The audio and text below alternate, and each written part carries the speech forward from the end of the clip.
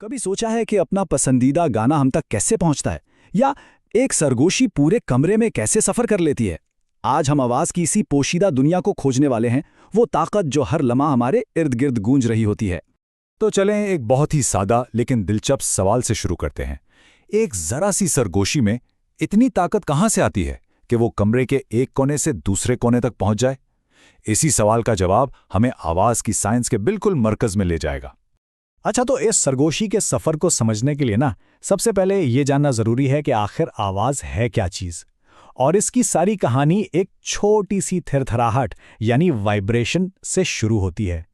तो सबसे पहली बात, आवाज कोई जादू नहीं है, ये बाकायदा एक फिजिकल एनर्जी है, एक मैकेनिकल तवानाई।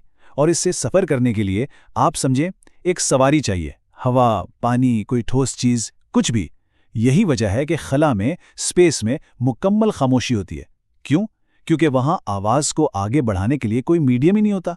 तो फिर वो सरगोशी सफर कैसे करती है? देखें, जब कोई बोलता है ना, तो वो अपने आसपास की हवा को धकेलता है। इससे हवा में दबाव की लहरें बनती हैं। ये बिल्कुल एक डोमिनो इफेक्ट की तरह काम करता है, जहां एनर्जी एक मॉलिक्यूल से दूसरे तक मुंतकिल होती जाती है, बिल्कुल वैसे ही जैसे तालाब में पत्थर फेंकने से लहरें फैलती हैं। तो ठीक है, अब हम ये तो जान गए कि आवाज की लहर पैदा हो गई, लेकिन इसका सफर कैसा होता है? क्या ये हर जगह एक ही रफ्तार से चलती है? चलें देखते हैं। अच्छा, अब जरा यहां देखें, मीडियम बदलने से कितना बड़ा फर्क पड़ता है।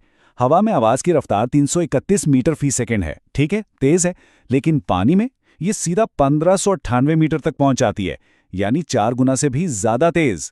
और लकड़ी जैसी ठोस चीज में तो अरे वाह, 2000 मीटर्स! ये तो बिल्कुल एक सुपरसोनिक जेट की तरह सफर करती है ना हैरानकन बात? तो उसका एक सीधा साधा उसूल है, मीडियम जितना ठोस होगा, आवाज उतनी ही तेज होगी। इसकी वजह यह है कि ठोस चीजों में मॉलिक्यूल्स एक दूसरे से बिल्कुल जुड़े होते हैं, तो वो तवानाई को बहुत तेजी से आगे पहुंचा देते हैं, बिल्कुल एक रेस में बैटन पास करने वाली टीम की तरह। लेकिन सिर्फ रफ्तार ही सब कुछ नहीं होती, हर आवाज की अपनी एक अलग शख्सियत होती है।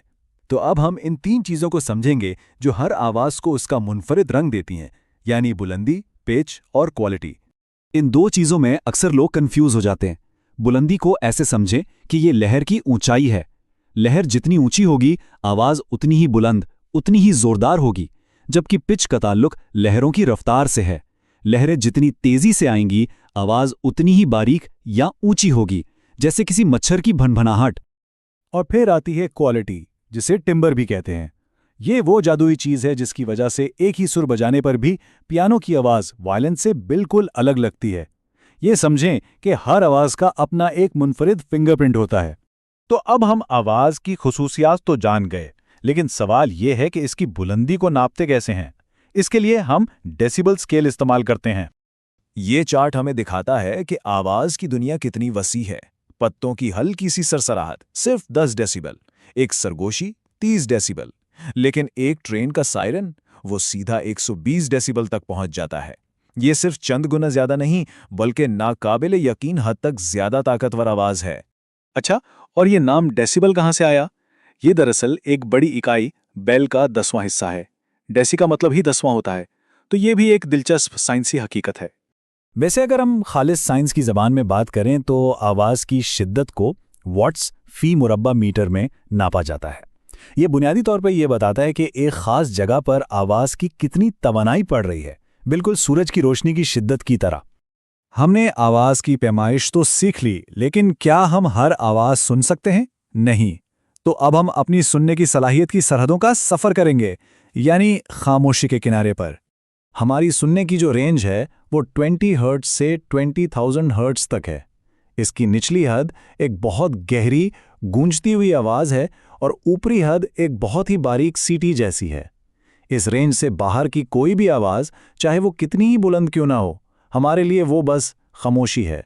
और ये बात हमें उस पुराने फलसफियाना सवाल पर ले आती है कि अगर जंगल में कोई दरख्त गिरे और वहां सुनने वाला कोई ना हो, तो क्या फिर भी आवाज़ पैदा होती है? फिजिक्स का जवाब इस पर बिल्कुल वाज़ह है। जी हाँ, आवाज़ पैदा होती है। देखें, गिरता हुआ दरख्त हवा में तवानाई की लहरें यानी वाइब्रेशंस पैदा करता है। ये एक फिजिकल वाक़या है। इस आवाज़ को सुनना एक बायोलॉजिकल अमल है, लेकिन लहरों का पैदा होना इस पर मुनहसर नहीं है। और ये हमें एक आखिरी बहुत ही दिलचस्प सवाल पर छोड़ जाता है। इस वक्त इसी लम्हे हमारे इर्द गिर्द कितनी ऐसी आवाज़ें हैं जो हमारी सुनने की हद से बाहर हैं। कुत्तों की सीटियाँ, चमगादड़ों की पुकारें।